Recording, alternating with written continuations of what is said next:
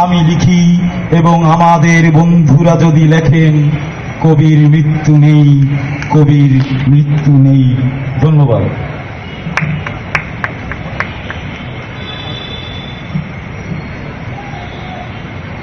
সব্যসাচী লেখক সৈয়দ শামসুল হক স্মরণে কবিতা, গান, আবৃত্তি এবং স্মৃতিচারণে বৃহস্পতি কবি রবিউল হোসেনের সভাপতিত্বে আপনারা কবিকণ্ঠে স্বরচিত কবিতা শুনছেন। এ পর্যায়ে কবি নুরুন নাহার পান্না এবার কবিতা পাঠ করবেন।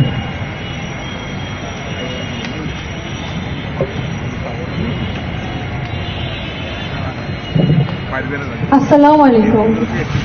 উপস্থিত সকলকে অনেক ধন্যবাদ এবং অনুষ্ঠানটি যারা আয়োজন করেছেন সবাইকে অনেক অনেক ধন্যবাদ। আমার কবিতার শিরোনাম সোনালী সময়। জীবন মানেই মৃত্যুকে ছুঁই ছুঁই, বাঁচা রাস্তায় জেগে রই।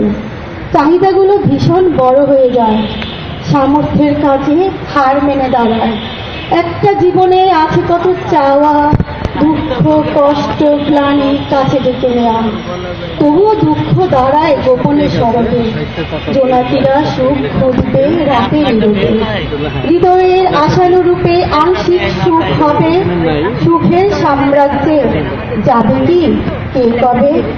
পাইনি কেউ সুখ আধো আলোর খেলায়, জীবন এক রঙিন স্বপ্নেরই সাজানো মেলায়। জীবনকে সাজানোর সোনালী সময় আসে যখন, আকাঙ্ক্ষিত দুঃখ এসে দাঁড়ায় তখন। অসুস্থতা সবাইকে কামড়ে ধরে, কেউ কেউ বেঁচে যায়, আবার কেউ কেউ নীরবে মরে। ধন্যবাদ সকলকে।